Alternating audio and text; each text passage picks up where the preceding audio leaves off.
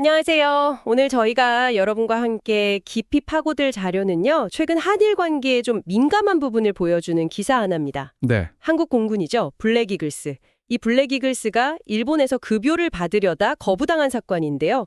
한일 관계, 더 나아가서는 한미일 협력이라는 좀 더 큰 그림까지 볼 수 있는 그런 실마리를 던져주고 있습니다. 기사에 나온 내용으로만 한번 파헤쳐보죠. 좋습니다. 그럼 기사가 전하는 사건 내용부터 좀 자세히 볼까요? 이게 시작은 한국 공군 블랙이글스가 중동 에어쇼 가기 전에요. 네. 오키나와 나하 기지에서 기름을 좀 넣을 수 있겠냐 이렇게 일본에 물어본 것에서 시작됐다고 해요. 기사 보니까 이게 전례가 없던 요청이라고 하던데요. 네, 그 점이 흥미로운데요. 일본의 처음 반응이랑 나중에 최종 결정이 좀 달라요. 일본이 처음에는 이걸 긍정적으로 봤다는 거예요. 아, 처음엔요? 네. 자위대법 규정 같은 걸 보면서 검토를 했는데 이게 혹시 상호군수 지원협정, ACSA라고 하죠. 네네. 그거 체결하는 발판이 될 수도 있고 국방협력도 강화하고 심지어는 자위대에 대한 한국 내 안 좋은 여론 이것도 좀 바꿀 기회다 이렇게 봤다는 분석입니다. 그런데 갑자기 태도가 확 바뀌었단 말이죠.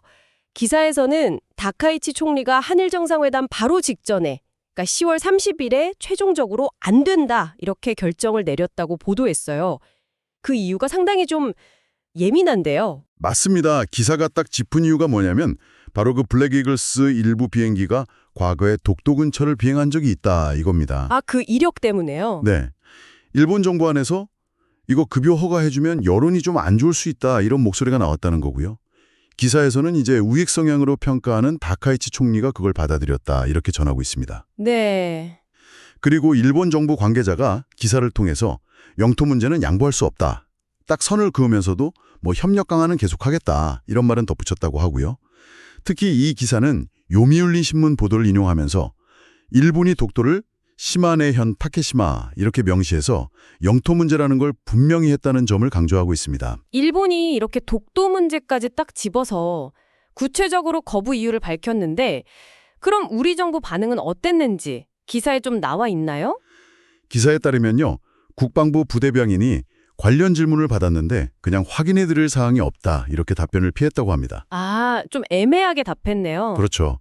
그래서 이 기사는 우리 정부가 이 사안이 좀 민감하다는 거, 그러니까 국민 정서나 파장을 좀 우려해서 일부러 공개를 꺼린 거 아니냐 이런 가능성을 제기하고 있어요. 그렇다면 좀 궁금한 게 애초에 왜 이렇게 좀 민감할 수 있는 요청을 했을까?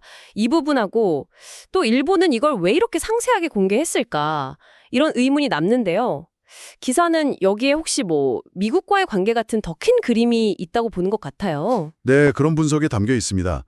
기사는 이재명 정부가 과거서 문제는 일단 좀 접어두고 그 이전 정부들처럼 한일 관계를 좀 개선하고 또 한미일 군사협력 이 기조를 계속 이어가려는 어떤 정책 하나로 급여를 요청했을 수 있다 이렇게 보고요. 네. 반면에 일본이 이걸 자세히 공개한 배경에는 과거에 미국 국방부가 동해를 일본해로 표기한다거나 독도 문제에 리앙쿠르 암초 이런 중립적인 표현을 쓴 적이 있잖아요. 네, 그런 사례들이 있었죠. 그런 것처럼 미국의 어떤 암묵적인 지지를 얻고서 한국을 좀 압박하려는 의도가 있는 거 아니냐 이런 추정을 하고 있습니다. 기사가요. 결국 이 기사가 던지는 가장 핵심적인 문제의식 뭐라고 봐야 할까요? 기사는 이 점을 지적합니다. 역사적으로 보면 우리가 피해국인데 한국이 먼저 군수 지원, 그러니까 급유를 요청했다는 점, 그것도 다카이치 정권, 극우 성향 정권 출범 직후에 비밀리에 추진했다는 점. 네. 그러면서 이게 단순히 그냥 한번 기름 넣는 문제를 넘어서 이재명 정부가 혹시 한일 간의 그 상호 군수지원 협정 ACSA 체결까지 염두에 두고 미리 좀 판을 까는 거 아니냐 이런 가능성을 강하게 시사하고 있는 거죠. 그리고 이재명 대통령이 다카이치 총리 만나고 나서 훌륭한 정치인이다. 이런 식의 정부 대일 접근 방식이 국민 정서와 좀 배치될 수 있다.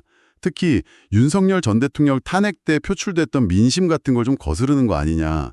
그 좀 신중해야 한다. 이렇게 촉구하고 있습니다. 네, 오늘 저희는 이 기사 하나를 통해서 블랙이글스 급여 요청 거부 사건의 전말과 그 배경, 그리고 이를 통해 드러난 이재명 정부의 대일 정책에 대한 어떤 비판적인 시각까지 한번 살펴봤습니다.